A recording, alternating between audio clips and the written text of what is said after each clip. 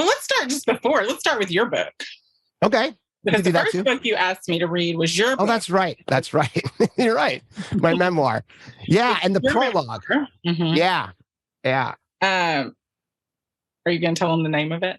Yeah, the book is called Joey Somebody, The Life and Times of a Recovering Douchebag. I just couldn't say it like he could. Yeah, that's fair. Say it. So let's start there. When you were on your journey to write your memoir, you sent me the first copy, and that's right. Sure, Joey, I'll read it. Sure, Joey, I'll read it. And so one day I sat down to read it, and in your prologue, I think it was, you described a scene at the bottom of the hill.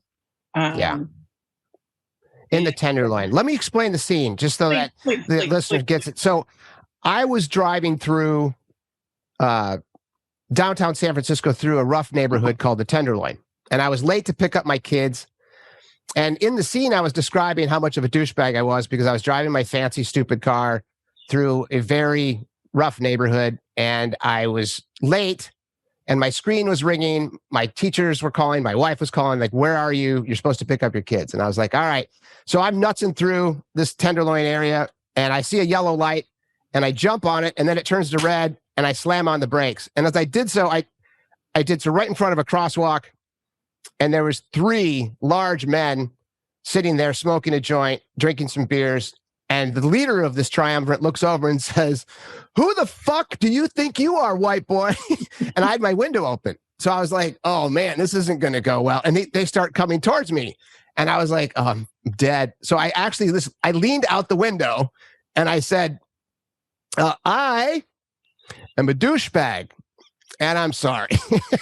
And that leader of the group laughed so goddamn hard that he bent over at the waist and he started stomping his big boot. And he goes, dude, that was awesome.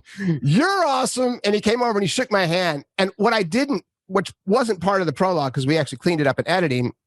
It was too long of a story. But the best part of the story, which I thought, but my editors didn't, was that these guys sat and talked to me for 10 minutes. And they asked me what kind of car it was, and we started jockeying, and they just couldn't get over the fact that I admitted I was a douchebag. And we were in this rough neighborhood, and there were cars behind me, but they weren't honking because these 3 large men were standing there talking to me. So everyone's like driving around us, and we actually had a really great conversation. We shook hands, and that was it.